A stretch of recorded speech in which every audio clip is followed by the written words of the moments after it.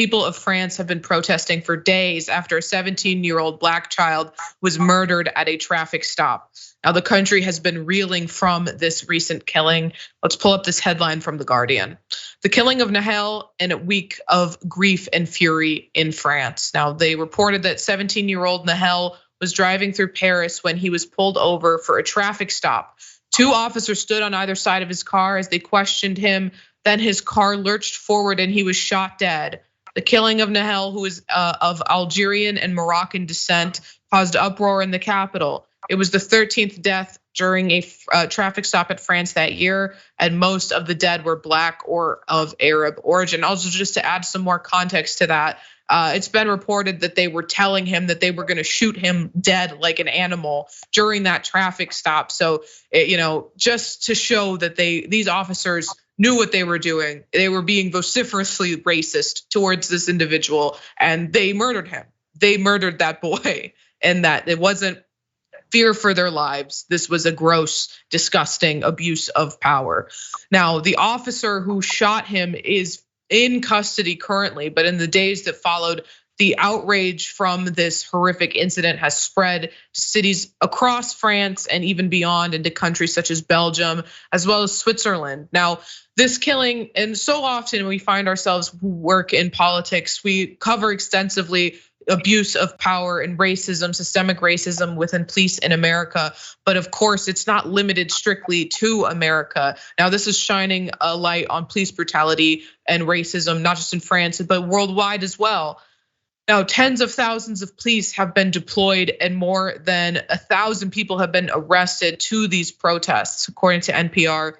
Now, according to them, by the numbers, 23,000 fires were lit, 2,000 vehicles were torched, 2,000 public buildings were damaged, 45,000 police officers were destroyed. But none of these numbers really matter when black men are being killed by the police for simply existing, because buildings can be rebuilt, cars are insured. You can't get someone's life back. He's dead. And Mayor, I've seen so much coverage of this, like, oh, they're burning down France, they're destroying the country. Look at these people who aren't from here. And I'm thankful to see so many people pointing out, because most of the protesters are black and a lot of them are African migrants, and people are pointing out rightfully, well, what did France do to Africa?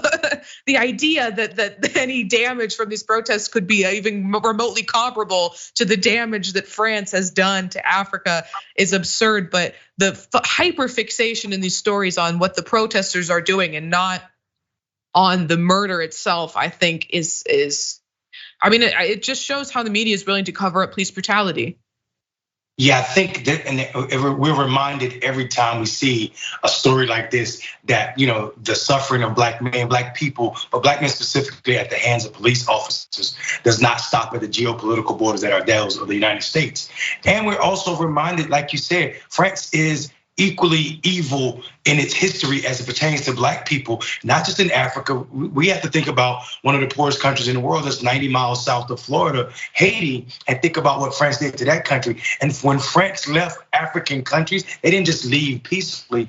They destroyed people's birth certificates so they wouldn't have them. They destroyed people's social, like numbers, names, family documents, burned buildings themselves. So the fact that people are burning buildings because you took a life and you're upset about buildings, property, like you said, that can be replaced, and not the fact that a black life has been lost, says a lot about the media that's, like you said, playing a role in who these people are that are not French, that are destroying this country. And I think people also need to understand that French footprint, this Francophile idea, is far beyond the European borders, far beyond the European borders when you consider how long colonialism took place and it's taking place. I mean, a lot of these black people that are in France right now, even if they are immigrants, they are French-speaking people because we supposedly ended slavery in the 1800s, but France was still ruling African nations in the 60s. So this is not an old adage where people might not remember how racist it was, where you couldn't speak to French people if they were white and you were black in a certain manner. But for you could be killed, then for this young man to be 17 in 2023 and being told on both sides by officers that I'm gonna kill you like an animal, I would have lurched for it too in my car. And the fact that he ended up dead says that policing all over this country still needs to be checked. Absolutely. Absolutely. And then just to add on to that, I'll say that these French people who are fear mongering about migrants coming to France from Africa, they're silent when those African migrants are coming to play on their soccer teams. They're real quiet about it then. When they're scoring goals for France and in Ligue 1, they don't have anything to say about it then. That's okay, but if they're making money for our biggest football clubs, it's okay. But if they want to move here and live here, then it's too far. Now it's an invasion. But similar to what we saw after George Floyd's murder in 2020, this murder has now become sort of a rallying call to end systemic racism in France and in surrounding European countries. And they're clearly fed up with their racist police, as we can see by the outrage in these protests. But now people are even more upset because authorities have banned an annual memorial march for an individual that was killed by police in 2016. That individual was Adama Traore, who's a 24-year-old black man who died in police custody. We have a picture of him here from BuzzFeed. Now, according to The Guardian, Saturday's march in memory of Adama Traore, who his family alleged was pinned to the ground by officers and died of asphyxiation, was banned by the police prefect of Val d'Oise. The prefect's office cited potential trouble to public order in the towns of Perzan and Bourmont-sur-Oise, sorry, I know I'm saying those wrong, which had seen unrest after Nahel's death, including an arson attack on Persian Town Hall, excuse me.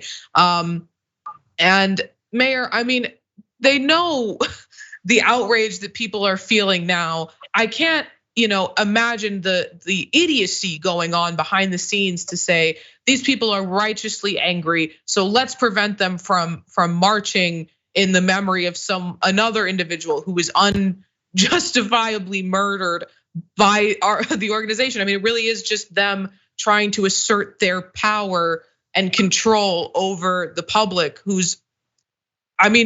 else they're pissed at them, and rightfully so. Yeah, I mean, this too will go down as one of those markers that didn't have to happen, that didn't have to escalate a situation that's already heated, right? So this is showing us that officers don't have the capacity to de-escalate situations, because the best thing they could have done was allow that protest to go ahead and participate in any manner that they could have by, being there to secure the streets. But I think this to me is almost antagonizing these people, hoping they come out so that something could happen tragically. And I think this is a sad situation where we find ourselves in a space where you see officers, like I said, participating in this manner. The mayor, the elected officials in this town all should be called to hold held accountable, because no one should be able to stop a memorial for someone's life that was lost unjustly in the manner that this young man was killed.